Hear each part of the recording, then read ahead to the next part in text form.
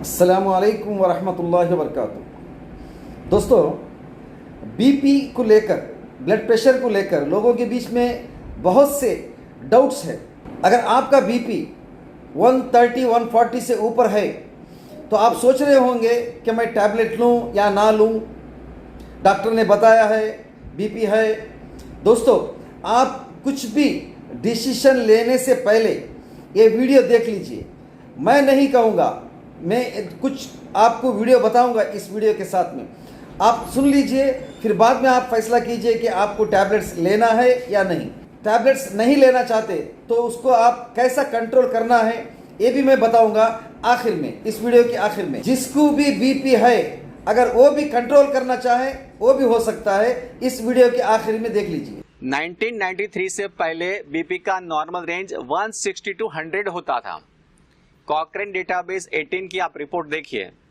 अब ये क्या हो गया कि उसको कुछ साल के बाद 140 to 90 बताया गया, और इसके बाद यानी कि कुछ और साल के बाद ये 140-19 से घटाकर फिर से उसको 120 से 80 बनाया गया।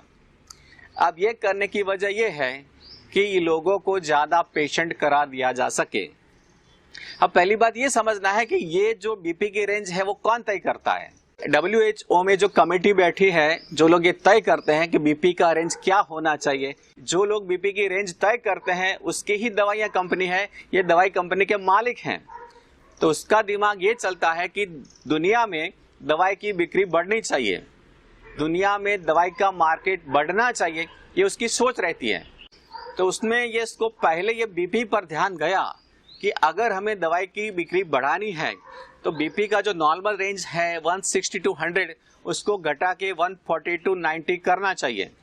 तो क्या होगा कि 140 से ऊपर के जो बीपी वाले लोग हैं उसको मरीज करार दे सकते हैं और उसको दवाई दे सकते हैं, तो उसके बीपी के पेशेंट बढ़ जाएंगे और दवाई की बिक्री बढ़ जाएगी।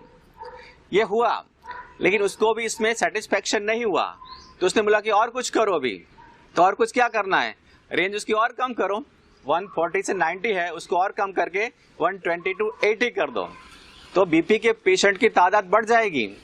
बहुत सारे लोग इस रेंज से बाहर चले जाएंगे और ये सारे बीपी के पेशेंट बनेंगे और उसको लाइफ टाइम दवाइयां दे सकते हैं।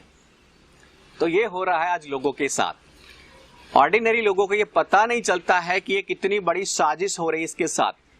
आपको एक बात समझनी है कि आपका बीपी अगर 160 के आसपास है, यानी 160 से अंदर, आप बहुत ही स्वस्थ हैं, बहुत अपने आप को फिट मानिए। आपके अंदर बीपी का कोई भी प्रॉब्लम नहीं है। अगर आपका बीपी 150 या 60 160 तक जाता है कोई प्रॉब्लम नहीं है।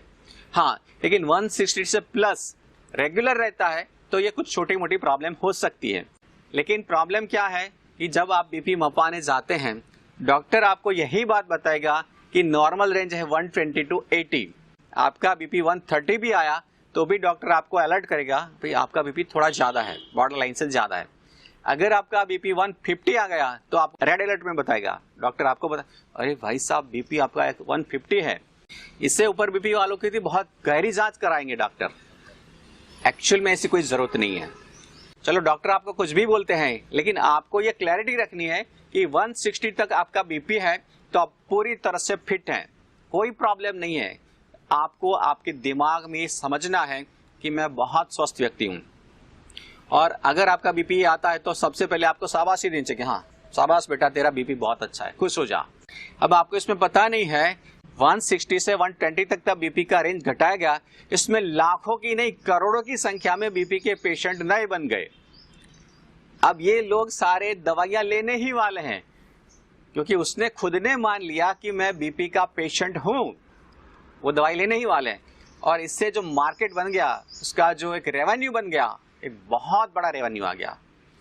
तो ये सब चीजें होती हैं। अब ये रेंज के बारे में आपको पता चला तो क्लैरिटी हो गई कि इसमें कोई टेंशन वाली बात नहीं होनी चाहिए। ठीक है, दिमाग को प्रॉब्लम से फ्री रखिए। अब मेन बात कि इसका हल क्या है।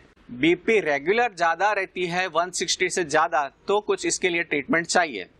ट्रीटमेंट के बारे में भी मैं आपको बताऊंगा।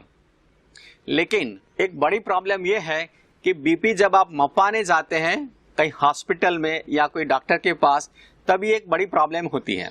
वहां पे उसका माइंड है एकदम नेगेटिव रहता है, एकदम घबराहट में रहता है, इससे बीपी ज्यादा ही आने वाला है। हॉस्पिटल के अंदर व्यक्ति का बीपी थोड़ा सा ज्यादा आएगा और उस टाइम डॉक्टर उसको बोलेगा कि देखो आपका बीपी ज्यादा है। आपका बीपी ज्यादा आया तो एक्चुअल में बीपी ज्यादा नहीं है, एक्चुअल में बीपी आपका नॉर्मल ही है, लेकिन सिचुएशन की वजह से या फीलिंग की वजह से आपका बीपी ज्यादा दिख रहा है, तो इस वजह से दिख रहा है। इसके लिए आपको यह करना चाहिए कि आपको बीपी मपाने के लिए कभी बड़े हॉस्पिटल में या बड़े डॉक्टर के पास जाना ही नहीं चाहिए। उसमें क्या होता है कि जितना बड़ा हॉस्पिटल और जितना बड़ा डॉक्टर, इतना बीपी ज्यादा आएगा।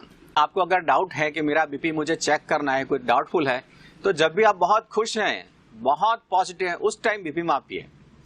जब आप फैमिली के साथ बैठे हैं, बस ऐसे टीवी देख रहे हैं, कोई कॉमेडी शो देख रहे हैं, या आप कहीं बाहर घूमने के लिए बहुत एंजॉय माइंड में है, उस टाइम बीपी मापिए, चेक कीजिए, और उस टाइम जो बीपी आएगा ये आपका सही बीपी होगा। अगर आपको रियल में बीपी है, यानी 170 से ज्यादा 180 बीपी नॉर्मल रहती है, तो आपको कुछ इलाज की जरूरत है। तो क्या इलाज करवाना चाहिए? तो सबसे पहले आपको ये समझना है कि कौन सी चीजें आपका बीपी बढ़ाती हैं, वो चीजें आपको छोड़नी है, इससे भी आपका बीपी थोड़ा कम हो जाएगा।